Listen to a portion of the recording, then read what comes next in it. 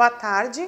Então, hoje a gente vai trabalhar um pouco sobre as práticas integrativas e complementares que podem ser utilizadas, por pessoas que estão vivendo com HIV e AIDS, numa perspectiva de complementar o tratamento que ela vem utilizando e não numa opção de estar tratando o HIV e AIDS com práticas integrativas. Então, isso tem que ficar claro, né? Então, o objetivo da web de hoje é trazer alternativas, para ajudar na adesão, na qualidade de vida das pessoas que vivem com HIV e AIDS e também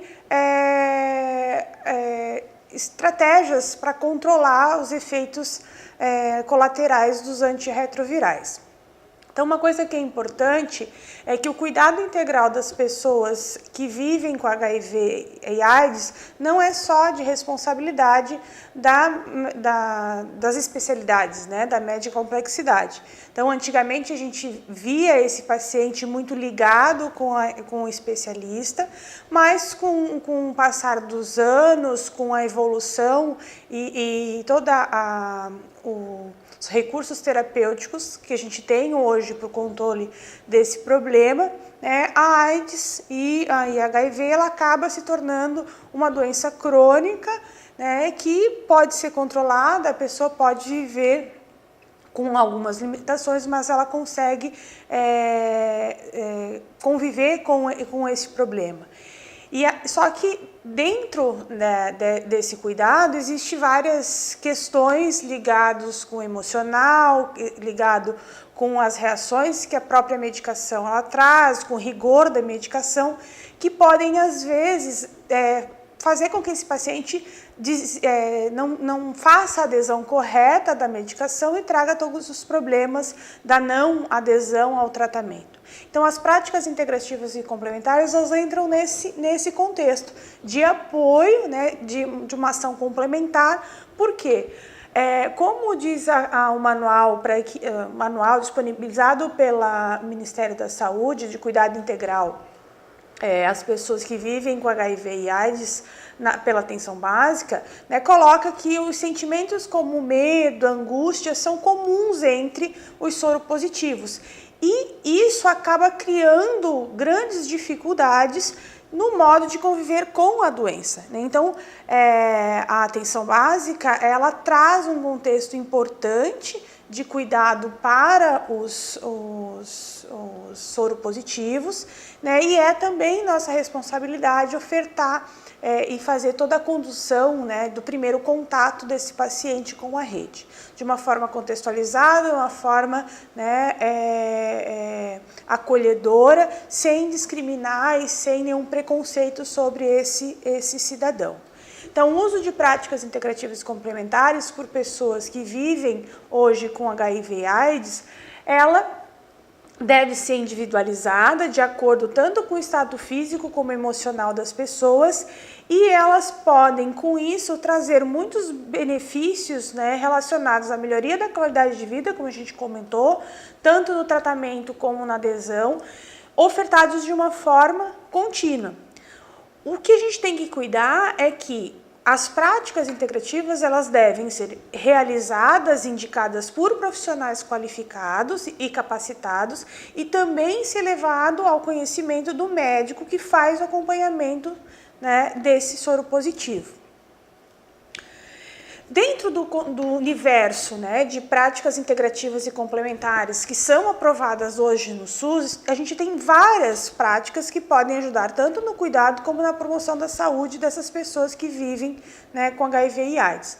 Eu trouxe algumas citações, algumas práticas que são citadas em estudos, revisões sistematizadas e estudos de caso que estão disponíveis no banco da Birene e quem tiver interesse, até no final da web eu trouxe algumas sugestões de leitura para quem tem interesse de repente montar um grupo, montar uma atividade diferenciada para essa população. Então a gente pode citar entre elas as práticas da medicina tradicional chinesa, entre elas a acupuntura, a auriculoterapia, a homeopatia, que é uma outra racionalidade em saúde, Posso trabalhar com as práticas, né, como floralterapia, as plantas medicinais, aromaterapia, o termalismo social, ou algumas práticas relacionadas com equilíbrio corpo e mente, como yoga, Qigong, Tai Chi Chuan, meditação, reiki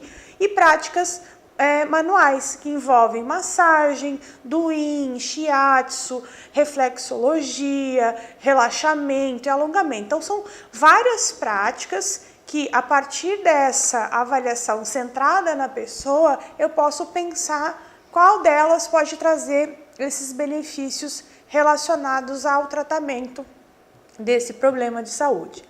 Então, agora a gente vai trazer algumas referências que citam de que forma algumas práticas podem contribuir, mas também algumas práticas podem prejudicar o tratamento com os retroantivirais, que a gente, como profissional de saúde, precisa conhecer um pouco mais dessas técnicas, mesmo que algumas delas não sejam, né, de nosso domínio, mas para poder orientar de que forma esse paciente ele pode utilizar ou não deve utilizar, e também estimular que eles falem que eles estão utilizando outras práticas que não foram recomendadas. Porque o que acontece hoje é, como o paciente ele acaba, né, esse cidadão ele acaba tendo baixa do sistema imunológico,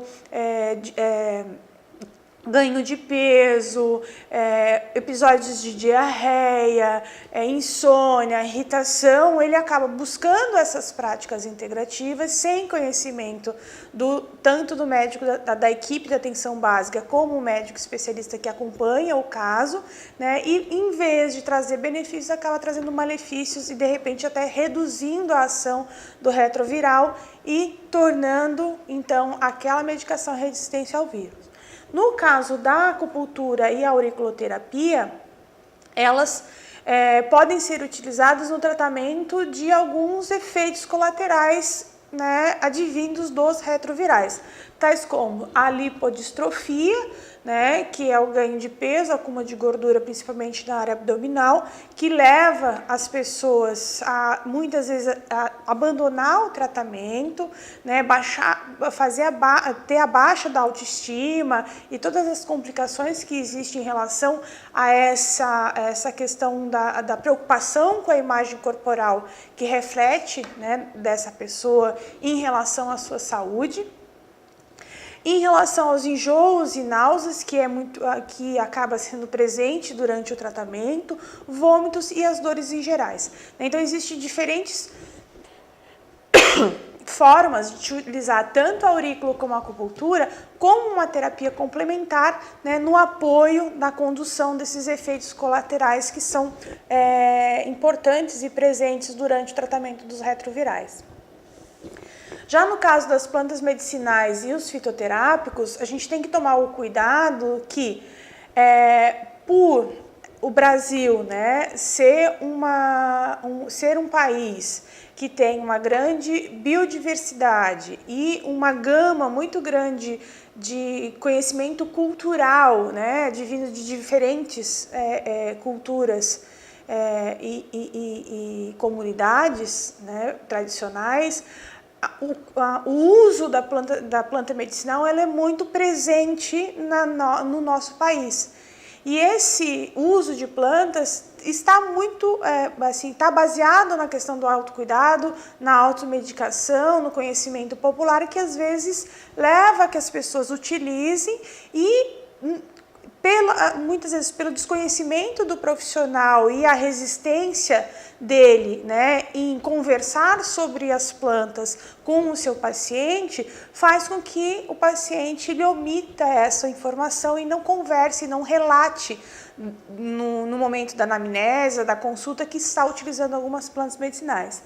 Então, em relação a essa prática, a gente tem o grande problema que muitas plantas, algumas plantas e fitoterápicos, elas podem competir, né, com os antirretrovirais no fígado e, com isso, diminuir a concentração do medicamento do sangue, comprometendo o tratamento e, muitas vezes, levando a resistência do vírus ao antirretroviral. E, em algumas situações, eu posso até também ter efeitos hepatotóxicos, que a gente vai até comentar.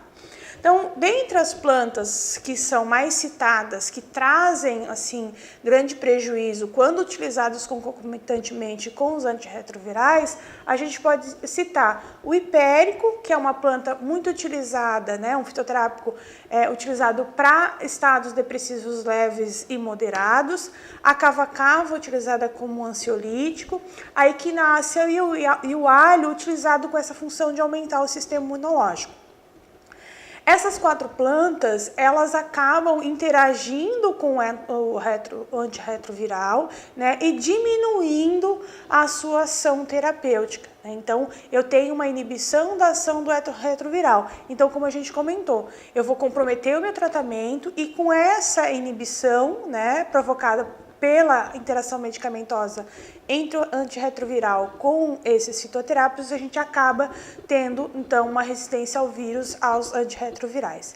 Existem outras plantas mais comuns, como o boldo, né, que pode trazer reações hepatotóxicas, a camomila, né, a hortelã, que são plantas corriqueiras do nosso dia a dia e que na situação dos soropositivos são plantas que não são interessantes de a gente estar utilizando.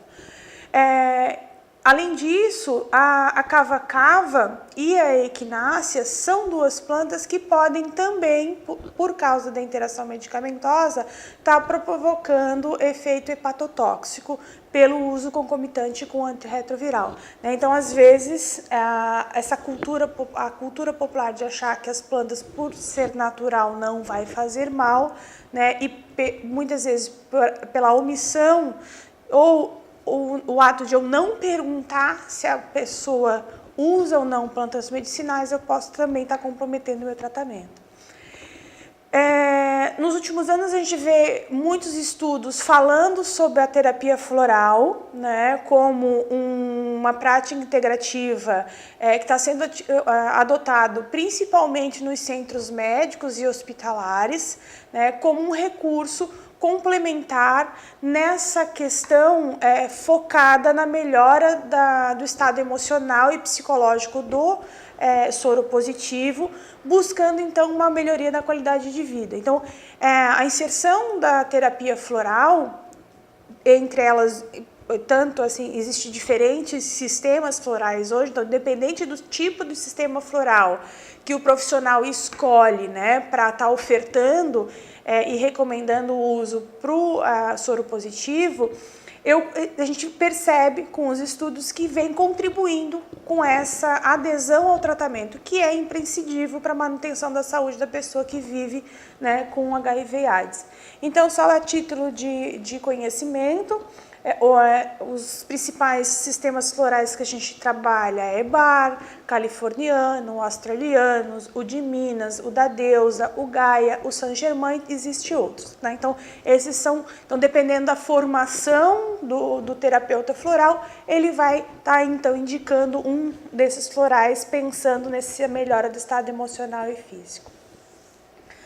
As práticas corpo e mente, né, grande maioria, ela está focada nesse objetivo principal de limpar a mente dos milhares de pensamentos, né, negativos e desnecessários que passam, né, por ela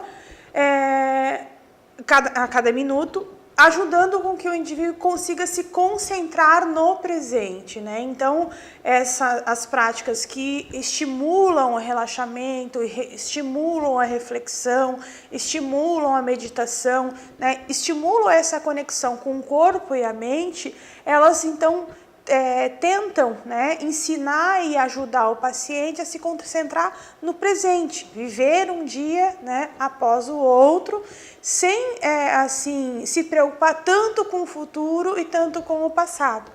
E aí, como a gente citou, o yoga, o Lincoln, o Tai Chi Chuan, o Reiki, a meditação, vão ajudar as pessoas então a lidar melhor com os sentimentos, principalmente com a ansiedade, o estresse, a angústia causado pela doença, né, e aumentar a disposição dessa pessoa em enfrentar esse problema de saúde.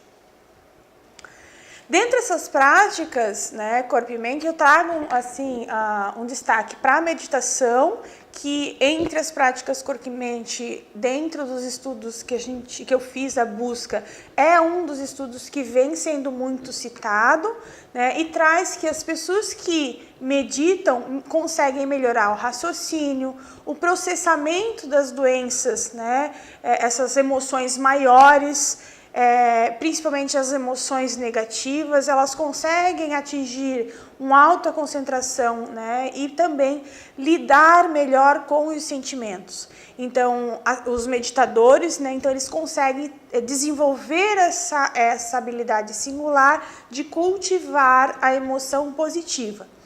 E os estudos mostram que esse reflexo de cultivar a emoção positiva vai ter um efeito tanto na saúde mental desse paciente, então vai evitar que ele tenha recaídas, vai melhorar, ajudar ele a melhorar a qualidade de vida, vai ajudar ele a reduzir o estresse, vai ajudar ele a reduzir a ansiedade e vai também ajudar ele a dormir melhor, né? Então, diminuir os quadros de insônia. Em relação ao sistema imunológico, eu vou ter, então, um fortalecimento indireto do meu sistema imunológico. De que forma?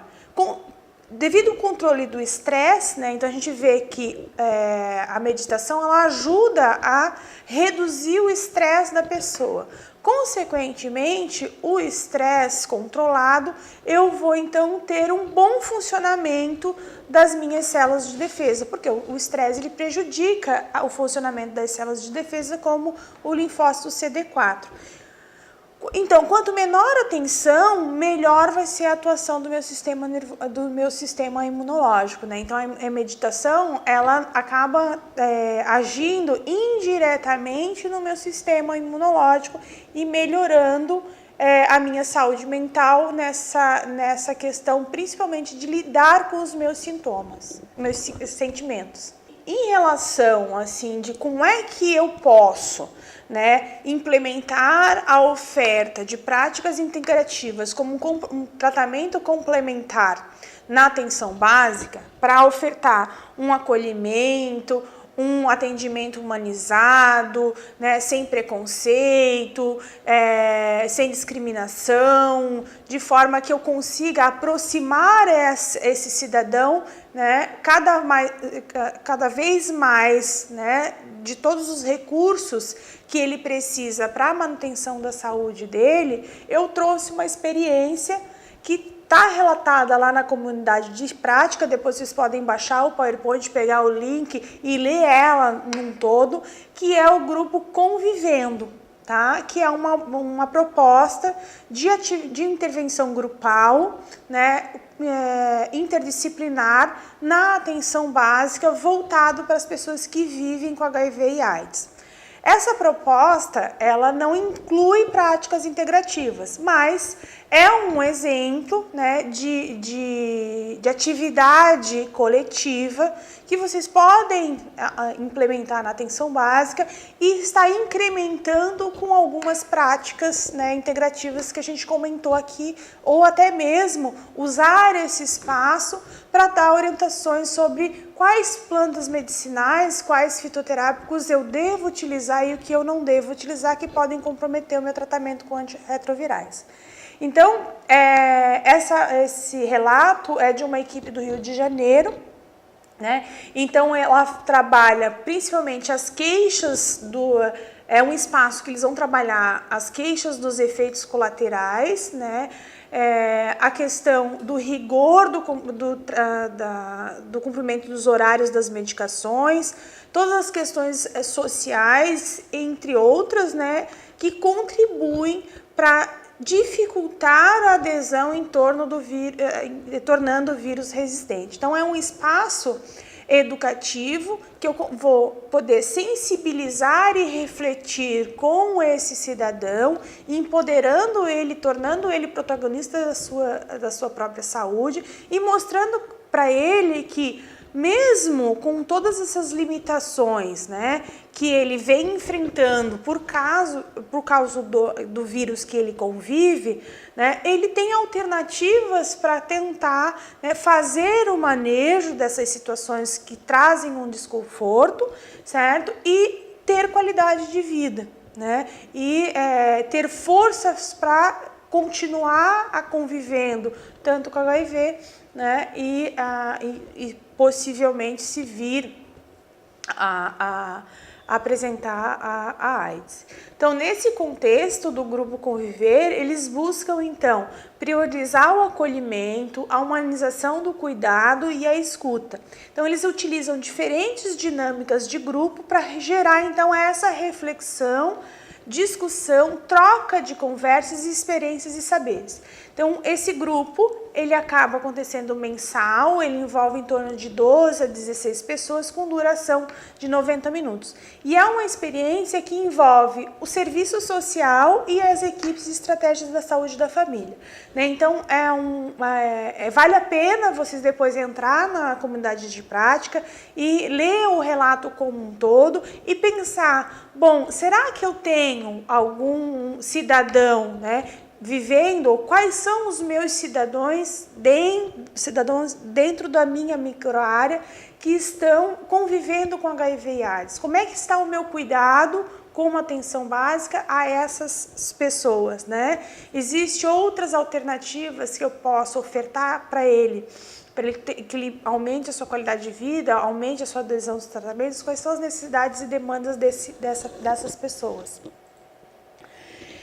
Então, para a gente fechar a nossa web de hoje, e aí a gente abre para a gente conversar um pouquinho, né, e tirar algumas dúvidas, é esse ponto, então, que as práticas integrativas elas vão poder contribuir tanto no controle dos efeitos adversos dos antirretrovirais, quanto na adesão do tratamento, porque essa adesão ela é vital, já que a terapêutica e que as pessoas são submetidas, elas acabam demandando, né, além de uma medicação durante toda a vida, toda uma mudança de comportamento e uma mudança, né, nos seus hábitos alimentares.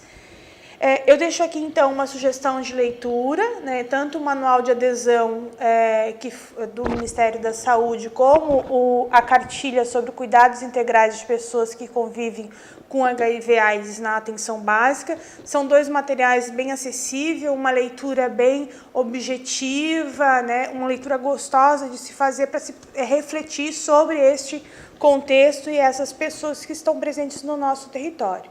E aqui algumas referências que eu utilizei para construir esse material de outra, hoje também referências que vocês podem estar explorando para pensar de que forma vocês podem aplicar esse conhecimento na prática de vocês. Bom, eu abro então agora para as perguntas, né? E aí a gente vai, à medida do possível, respondendo. O que eu não consegui responder aqui, né, eu peço que vocês postem lá pelo portal que eu vou estar respondendo posteriormente.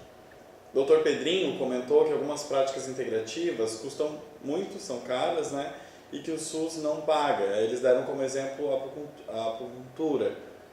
Gisele, se quiseres comentar alguma coisa ou sugerir Bom, assim, a acupuntura depende do recurso terapêutico que você usa, né?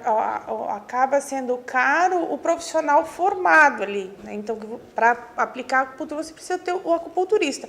Mas, hoje em dia, você tem vários profissionais da rede que já são acupunturistas, porque a agulha, que é o recurso, né, terapêutico por si só, é muito mais barato, né? Vamos supor que uma caixa de psicotrópico ou de anti-inflamatório. Então, assim, a acupuntura não eu sou acupunturista, né? Então, a acupuntura, o insumo da acupuntura não é caro, né? O caro é a consulta da acupuntura particular, porque agrega o conhecimento do profissional. Mas, assim, em questão de estruturar a acupuntura no SUS, acaba sendo mais em conta, porque muitas prefeituras você tem um profissional que tem essa formação dentro da cadeira. E aí vai da gestão municipal identificar esses profissionais que são formados, né, e disponibilizar dentro da agenda deles a possibilidade de ofertar esse recurso terapêutico para o tratamento. Mas existem outras práticas, né? Então, assim, terapia floral, o reiki, as práticas de corpo-mente, muitas delas são práticas de formação de curso livre, né? Então, o que custa para a prefeitura é agregar esse profissional dentro da rede, que muitas das práticas são cursos livres que você pode agregar, né? Então, uma técnica de relaxamento, uma técnica de meditação, você mesmo pode buscar a formação e tá ajudando essa pessoa a incrementar essa prática no dia a dia da vida dela. São José, ele colocou que em São José, no decorrer dos anos, já tiveram em diversos momentos ações de grupo, de acupuntura, de meditação e de reiki. E realmente tiveram ótimos resultados. Eles gostaram muito dessa web palestra, então fica aí a parabenização para a Gisele. Também são ações que encontramos êxito na adesão ao tratamento muito mais rápido do que as ações convencionais. Então que o problema está em manter essas práticas continuamente, né? A questão de você estruturar as práticas integrativas no SUS, né, precisa ser pensada dentro de um planejamento de ações da equipe, né? Então envolve também o apoio da gestão, né? Muitas vezes acaba partindo apenas né, do incentivo e estímulo de um profissional, e quando tu não tem esse conjunto de estratégias consolidadas dentro do plano de saúde, você acaba realmente descontinuando. Mas o que a gente vê, pessoal de Dr. Pedrinho, é que as práticas integrativas estão sendo muito incentivadas pelo Ministério da Saúde como estratégias, né, para ampliar essa visão do cuidado na atenção básica. E a gente tem muitos estudos hoje, relatos de experiência, mostrando que a entrada das práticas integrativas como uma opção terapêutica vem reduzindo o custo para a gestão. E essa informação acaba também chamando a atenção da gestão e ela abrindo um pouco o espaço para a gente poder estar inserindo essas práticas. Mas se vocês tiverem interesse de montar algum projeto, alguma coisa, a gente está aqui para estar ajudando vocês.